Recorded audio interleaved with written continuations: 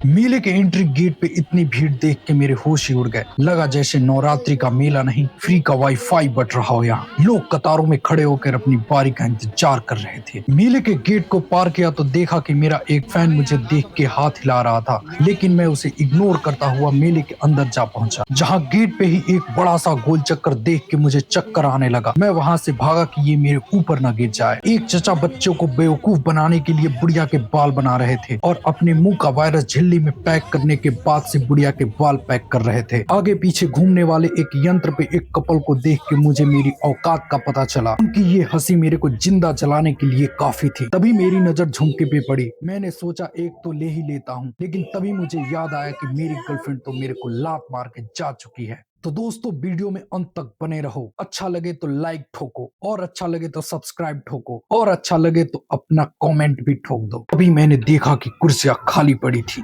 Stage भी खाली पड़ा था। ऐसा लग रहा था रामलीला वाले आर्टिस्ट अपनी जीवन संगनी के साथ चैटिंग पर लगे हैं।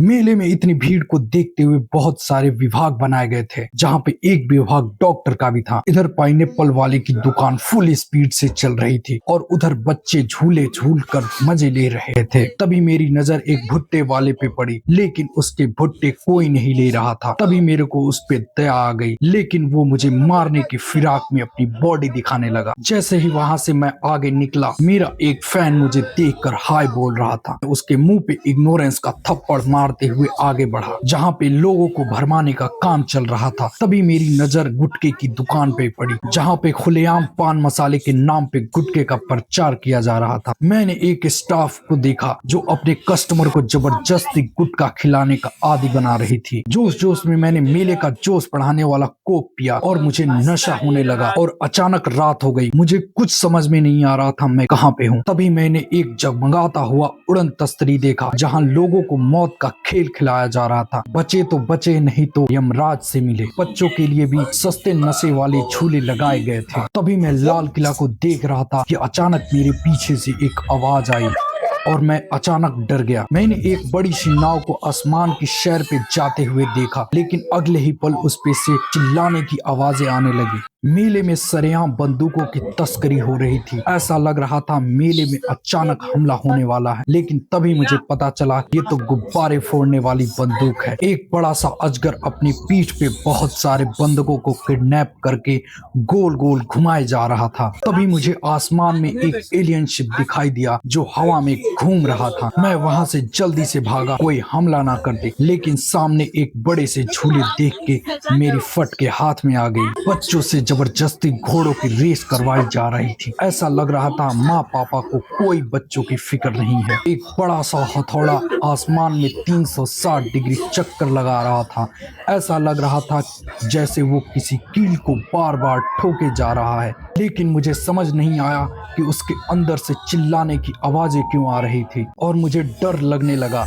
लेकिन मैं हंसने का नाटक करने लगा क्योंकि बहुत लोग मुझे देख रहे थे। मेरे पीछे एक बड़े से नाव हवा में उलाटियां मार रही थी। एक पकौड़े वाला अपनी हाथों की मैल को कढ़ाई से भरे तेल में निचोड़ रहा था। कैमरे वाले यूट्यूब पे लाइव होके हनुमान जी के स्टंट मारने का वेट कर रहे थे। और यहाँ पे थोड़ी देर में जो रामलीला का कार्यक्रम है वो स्टार्ट होने वाला है। कलयुग का रावण मुझे देख के तलवार दिखाने लगा। ऐसा लग रहा था आज वो मेरी बलि दे के अपनी बहन सुपर्णखा को खुश करेगा। और फिर मैंने एक बहुत बड़ा पोर्टल देखा, जहाँ पे यमराज से मिलने के लिए लोग लाइनों में खड़े थे और कुछ लोग पोर्टल को पार करने के लिए गोल गोल घूमे जा रहे थे ताकि वो यमराज से जल्दी से मिल सके। दादाजी गरीब लोगों की मदद करते हुए उन्हें पानी का सेवन करा रहे थे। एक भोला भाला बच्चा अपने खिलौने बिकने का वेट कर रहा था। बोलो जुबा केसरी का ओल्ड वर्जन यानी पान की दुकान कटप्पा बाहुबली को मारने के बाद अपना खुद का टैटू बिजनेस स्टार्ट कर दिया था। एक घूमता हुआ रोलर आइसक्रीम जिसे बहुत सारे फलों की हत्या करने के बाद से बनाया गया था। हाय बोलने के बाद से ये आदिमानव अपनी चाउमीन को हवा में फेंकने लगा। मुझे कुछ समझ में नहीं आया। फिर मुझे पता चला कि ये पागल खाने से ट्रेनिंग लेकर आया है। बम तेरे गोटे खाए, कमर पे तेरी बटरफ्लाई। ये देख मैं समझ गया कि बादशाह भाई को इस गाने का आइडिया यहीं से आया होगा। पकौड़े मेरे मुंह में जाने का इंतजार कर रहे थे, लेकिन मेरे पास एक फूटी कौड़ी नहीं थी। तभी मैं एक ऐसी दुकान पे पहुंचा जहां पे बाबा अनिरुद्धाचार्य लड़कियों को संदेश दे रहे थे, कोई आपसे प्यार क्यों करेगा। लेकिन मुझे क्या, मुझे तो बस चिंग टपाक डमडम से मतलब था। मुझे लगा ये झूला मेरे लिए ही बनाया गया है। लिट्टी चोखा को देखने के बाद से मेरे पेट की आंखें फड़फड़ाने लगी और पॉपकॉर्न को लेने की मेरी औकात नहीं थी। अभी मैंने गुटखा माफिया रैकेट को देखा, जहां रोहित शेट्टी के गुर्गे लोगों को नशीले पदार्थ का सेवन करा रहे थे। ये फ्री में बांट रहे हैं क्या? प्रमोशन है। अच्छा, स्पेशल पान मसाला, बस खाना मत लेके, गुटखा हानिकारक है।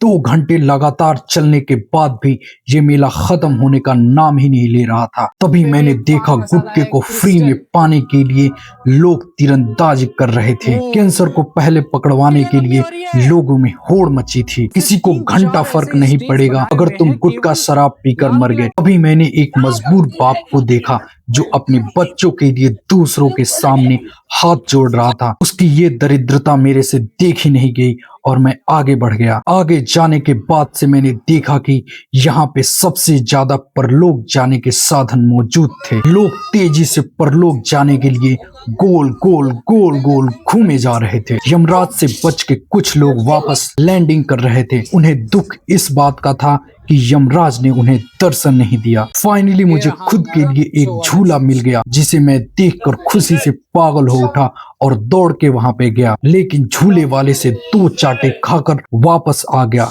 बच्चे अपनी माँ बाप की जिम्मेदारी उठाकर मेहनत का काम कर रहे थे। तेल में जैसे जीरा डाल दिया हो वैसे लोग छटपटा रहे थे और नर्क का द्वार उनके लिए खुलने ही वाला था। तभी मेरी ट्रेन आ गई जिस पे कुछ आदि मानव सफर कर रहे थे।